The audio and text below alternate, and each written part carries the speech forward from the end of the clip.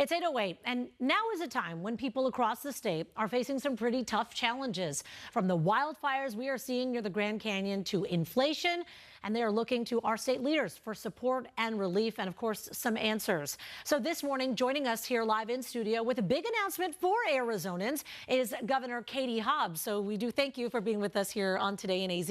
Of course, thanks so much for having me. Well, you've chosen us here to make this huge announcement that will really impact Arizonans' wallets and maybe bring a ton of relief to them as well. Please go ahead. Yeah, of course. So last year, we announced a partnership with a national nonprofit, Undo Medical Debt, that would cancel $2 billion of medical debt for up to 1 million Arizonans. And today, we're so proud to announce that $429 million in medical debt is so far being canceled, and Arizonans who are benefiting from this should start to see letters in the mail today.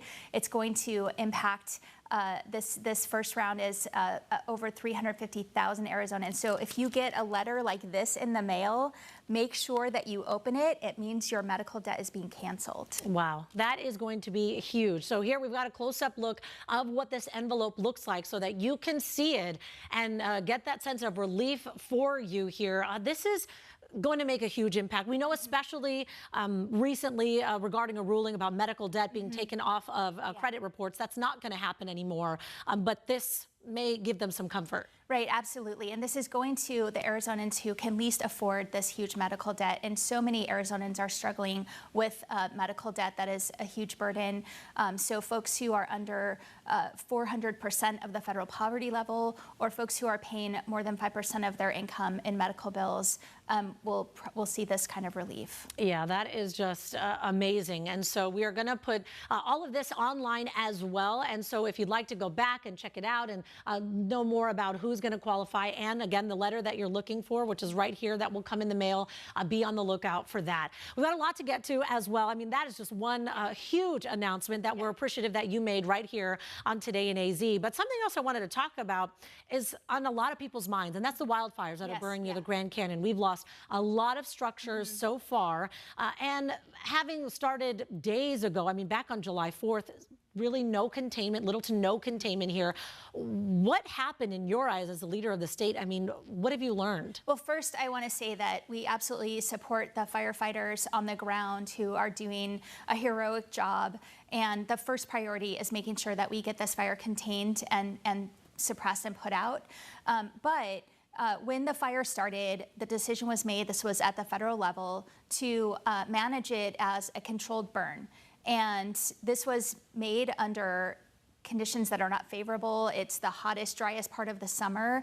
And clearly the blaze got out of control and now has destroyed historic structures that bring millions of dollars of tourism into the state every year, the iconic Grand Canyon Lodge, and housing that park rangers live in at the Grand Canyon as well. Yeah, I mean, it's just incredible how much has already been lost and how much is burning as well with the White Sage fire too, not just talking about the Dragon Bravo fire either, but how has the communication then been with you and the Department of the Interior?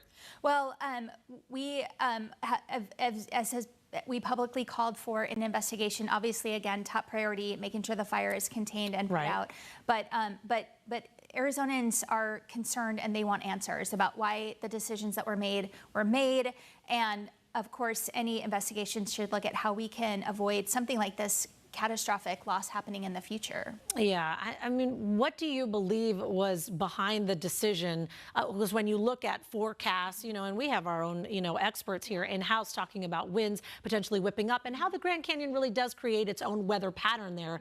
Where do you think the misstep or miscommunication happened? Well, I've heard speculation. I don't want to add to the speculation. I think that's why we need an investigation to ensure that if there were mistakes made, that we don't make them in the future. Yeah, well, of course, wildfires is something Arizonans think about year-round. It's not really just a fire season. We call it peak season, but it really is a threat year-round. I also want to talk to you about the state of education here in Arizona. We have been tracking here on 12 News the closure of schools, the elimination of jobs here, reduction in facility, and of course the controversial ESAs, the Empowerment Scholarship Accounts.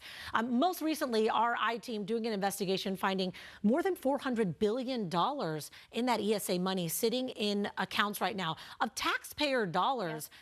That's incredible to see. I mean, what is your reaction to that? Well, this is, at the end of the day, an entitlement program. And there's no other entitlement program in the state, or country for that matter, that has as lax enforcement rules, accountability, reporting requirements as this one. And Arizonans should expect that any taxpayer dollars should be accounted for.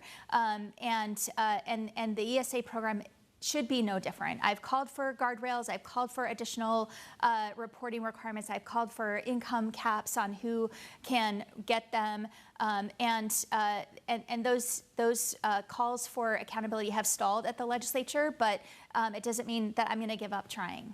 Oh, what has the response been for you coming from Superintendent of Public Instruction Tom Horn about these safeguards and guardrails? You know, he is one of the biggest defenders of the program. Earlier this year, he said he was going to stop approving expenses up to a certain amount, which means that people who are abusing the system are going to get away with more abuses. And he was able to successfully fight for a huge fund in the budget to publicly advertise the ESA funds, which is increasing the amount that they're costing the state budget. Do you see a day where because right now everybody qualifies, right? Before it used to just be certain individuals and you had to meet certain criteria, many of our special needs students here in Arizona. Do you see a time ever that we would go back to that?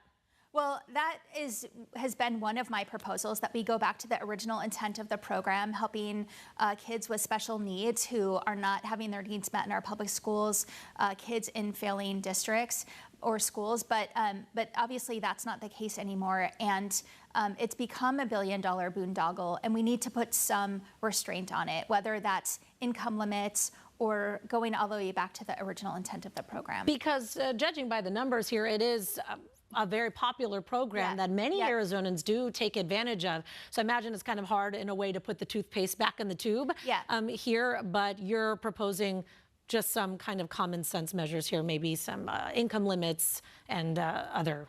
Yeah, of course. And, you know, when I go to rural parts of Arizona, I talk to leaders in those communities who say, look, our tax dollars are going to Maricopa County so that kids in Paradise Valley can go to private school. They don't have the same kind of school choice options in those communities that we have here. And so they're not benefiting from the ESAs, and that's just not fair. So that's just one of, you know, the issues that we have going on in the state. I did want to talk about, as we mentioned, the school closures, the elimination of some positions and consolidations at certain districts, and now a federal freeze on the funding for our schools. What is your take on that? Well, the federal funding freeze could not come at a worse time. School districts were planning for those funds. Schools have already started in some cases in parts of the valley. And so those are funds that we rely on. So this is going to have a huge impact. I was proud to sign a budget that actually delivered funding to our schools, over $300 million for school facilities, which hasn't happened in a long time. We have a lot of aging school buildings, and kids need a safe place to be able to learn. So really proud to deliver those wins for our public schools that have been neglected for so long. But we need to do more. Prop 123 extension is important to be able to get more funding to our schools, get more pay to teachers. And honestly, the fact that teachers are leaving the classroom, we have a huge not a teacher shortage, but a teacher retention problem in our state. And we're working to address that as well. More pay for teachers will help with that. Okay, and that is in Prop 123. And I know that's something that happens a while ago. I mean, well, as speaking about teacher salary and improving that and trying to keep their teacher retention, and my mind is just going back. That's why I paused for a second, just thinking of the Red for Ed movement and how long this has been an issue to try and get the teacher salaries more competitive to other states. But we just seem to fall behind even with test scores and the retention and the classrooms. What can be done about that? Yeah, It seems to be a chronic problem. It is. And, I have two sisters that are teachers, so I see firsthand all the time the struggles that our educators are facing, which is why I launched the Educator Retention Task Force early on in my tenure. And we're acting on those recommendations of what we can do to keep qualified teachers in the classroom, attract more folks who want to be teachers into the classroom. And that's going to go a long way to helping ensure that kids across the state, no matter where they live, have the high quality public education they deserve.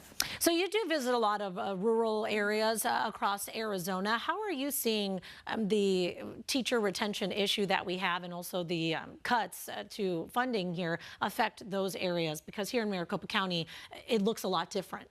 Well, it's more complicated in some of these rural areas. A lot of folks, they grow up and they go to college and then they don't come back. And so just having the availability of the workforce, but workforce housing is an issue. Affordable housing is an issue all over the state, and a lot of communities don't have enough housing for folks who work in the service industry or police and fire or teachers. And so it's a struggle everywhere, and tackling those housing issues as well is going to help to ensure that people can stay and work in the communities that they grew up in and love. Yeah.